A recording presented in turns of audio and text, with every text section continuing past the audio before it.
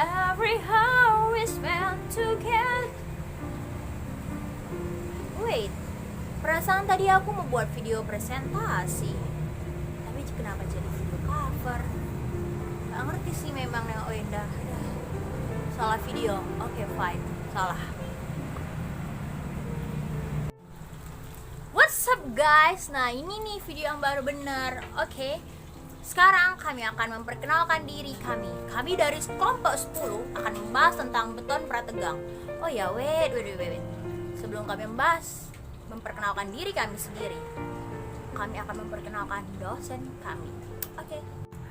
Oke guys, jadi ini adalah dosen pembimbing kami, Kak Rahmi Carolina, STMT. Oke, itulah dosen pembimbing kami. Jadi, kelompok 10 itu ada 5 orang. Yang pertama adalah saya.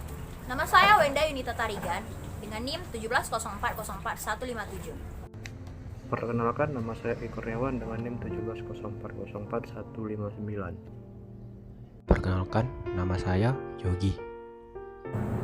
Nah, Yogi ini NIM-nya 170404161. Hai semua, nama saya Sudi Serwaren, NIM 170404162.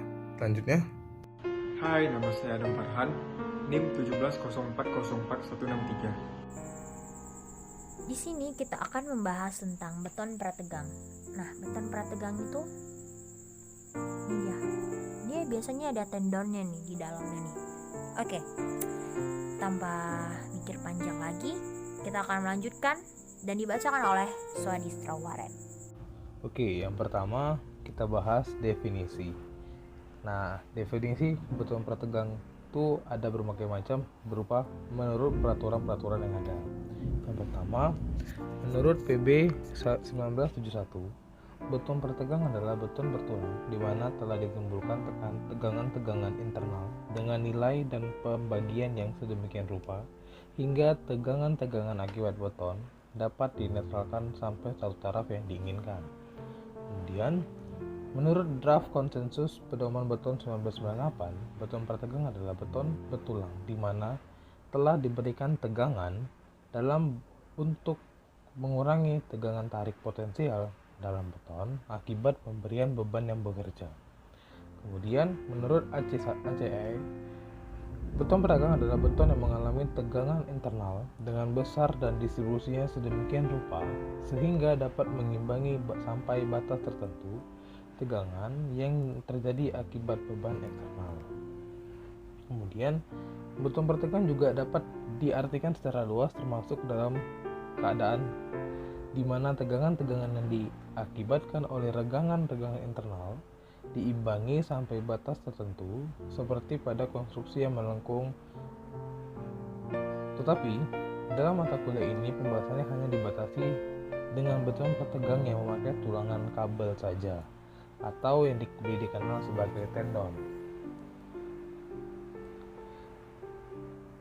Konsep dasar. Ada 3 konsep yang berbeda-beda yang dapat dipakai untuk menjelaskan dan menganalisis sifat-sifat dasar dari beton prategang. Yang pertama, sistem prategang untuk mengubah beton menjadi bahan elastis. Kemudian yang kedua, sistem prategang untuk kombinasi baja mutu tinggi dengan beton. Yang ketiga, konsep sistem prategang untuk mencapai perimbangan beban. Konsep yang pertama yaitu konsep sistem prategang untuk mengubah beton menjadi bahan yang elastis. Nah, konsep ini berasal dari Eugene Fresnel tahun 1926. Dia orang Prancis yang dikenal juga sebagai Bapak Beton Prategang. Pada dasarnya, visualisasi beton prategang adalah beton yang ditransformasikan dari bahan getas menjadi bahan yang elastis dengan memberikan tekanan atau desakan terlebih dahulu atau prategan pada bahan tersebut. Dari konsep ini muncul kriteria tidak ada tegangan tarik pada beton. Pada umumnya, telah diketahui bahwa jika tidak ada tegangan tarik pada beton, berarti tidak ada retak. Dan beton tidak merupakan bahan yang getas lagi, melainkan berubah menjadi bahan yang elastis. Nah, konsep kedua yaitu sistem prategang untuk kombinasi baja mutu tinggi dengan beton.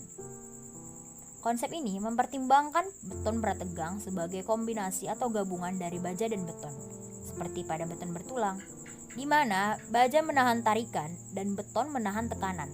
Dengan demikian, kedua bahan membentuk kopel penahan untuk melawan momen eksternal. Nah, ini adalah gambar ketiga, di mana momen penahan internal pada balok. Yang gambar sebelah kiri adalah bagian balok prategang. Nah, ini dikasih tendon, oke. Ada garis putus-putusnya. Yang di sebelah kanan ialah balok bertulang.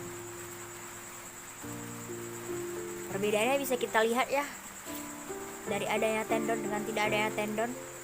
Bener kan? Pada beton prategang, baja mutu tinggi dipakai dengan jalan menariknya sebelum kekuatannya dimanfaatkan. Sebenarnya, jika baja beton tinggi ditanam pada beton seperti pada beton bertulang biasa, beton di sekitarnya akan menjadi retak, berat sebelum seluruh kekuatan baja digunakan. Dengan menarik dan menjangkarkan ke beton dihasilkan tegangan dan regangan diinginkan pada kedua bahan. Nah, dapat kita lihat pada gambar yang keempat. Selanjutnya, konsep ketiga sistem prategang untuk mencapai keseimbangan beban. Konsep ini menggunakan sistem prategang untuk mencapai keseimbangan beban, terutama menggunakan prategang sebagai suatu usaha untuk membuat seimbang gaya-gaya pada sebuah batang. Penerapan dari konsep ini menganggap beton diambil sebagai benda bebas dan menggantikan tendon dengan gaya-gaya yang bekerja pada beton sepanjang beton. Nah, kita dapat lihat pada gambar yang kelima dan gambar keenam.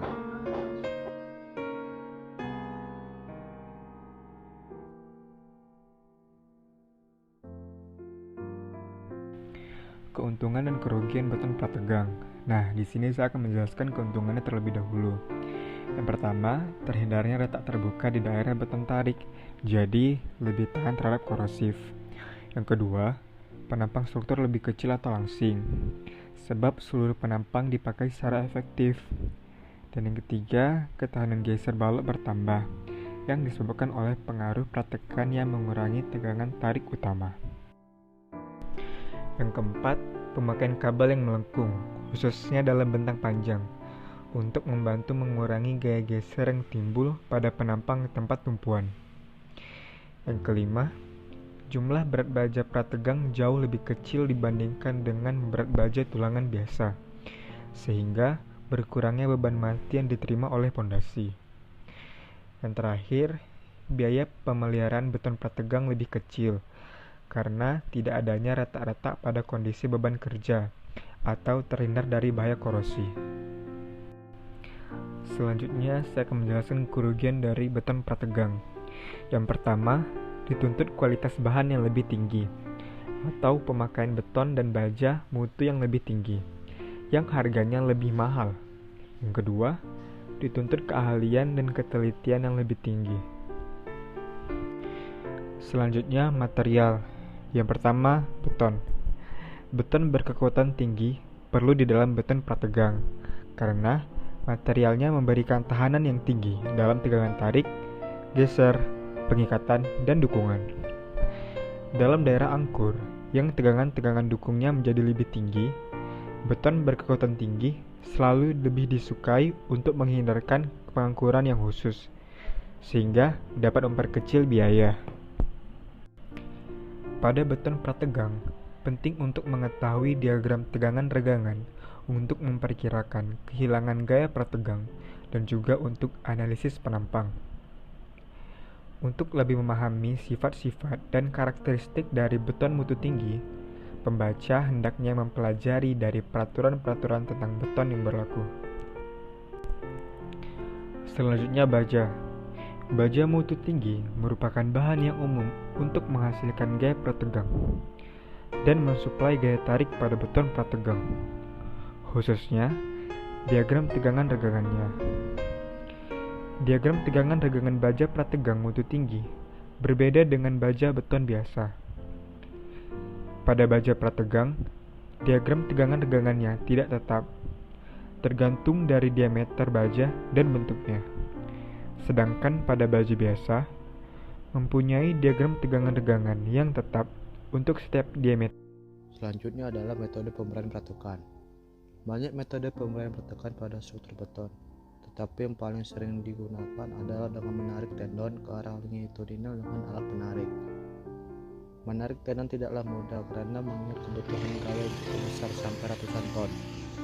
Dan terdapat dua prinsip yang berbeda pada metode pemberian peratukan di sini.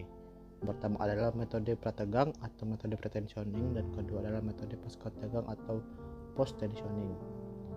Yang pertama di sini adalah metode pretensioning. Konstruksi di mana tendon ditegangkan dengan pertolongan alat bantu sebelum beton dicor atau sebelum beton mengeras, dan gaya prategang dipertahankan sampai beton cukup keras. Setelah beton mencapai kekuatan yang diperlukannya, tegangan pada jangkar dilepas perlahan dan baja akan mentransfer tegangannya ke beton melalui panjang transmisi baja yang tergantung pada kondisi permukaan, profil, diameter baja, dan mutu beton. Yang kedua adalah metode post tensioning. Konstruksi di mana setelah betonnya cukup keras, barulah bajanya yang tidak terikat pada beton diberi tegangan. Pada sistem post tensioning ini, beton dicor dahulu dan dibiarkan mengeras sebelum diberi gaya pertekan. Bila kekuatan beton yang diperlukan telah tercapai, maka baja ditegangkan di ujung-ujungnya dan dijangkar. Gaya pertekan ditransfer ke beton melalui jangkar pada baja ditegangkan. Jadi dengan demikian beton ditekan. Yang terakhir adalah penjangkaran ujung. Pada dasarnya ada tiga prinsip tendon dengan baja atau strand diangkurkan ke beton. Prinsip yang pertama adalah dengan kerja pasak yang menghasilkan penjepit gesek pada tendon. Yang terakhir pada gambar 10A. Yang kedua adalah dengan perletakan langsung dari kepala paku keling atau baut yang dibuat pada ujung tendon. Bisa dilihat pada gambar 10B. Dan ketiga adalah dengan memberikan tendon ke sekeliling beton. Bisa dilihat pada gambar 10C. Oke, kita akan lanjut tentang gambar penjangkaran ujung. Nah, di sini ada gambar sistem pasak. Oke. Di sini ada gambar sistem baut. Nah, di sini ada gambar angkor mati. Oke. Ini adalah gambar penjangkaran ujung. Halo guys. Nah, itu adalah hasil dari presentasi kami. Maka dari itu, jikalau kami mempunyai kesalahan kata ataupun kekurangan materi, kami kelompok 10 minta maaf karena manusia tidak pernah luput dari kesalahan. Maka dari itu, biarlah kesalahan menjadi cermin untuk kita menjadi lebih baik ke depannya. Terima kasih dan semangat UASnya.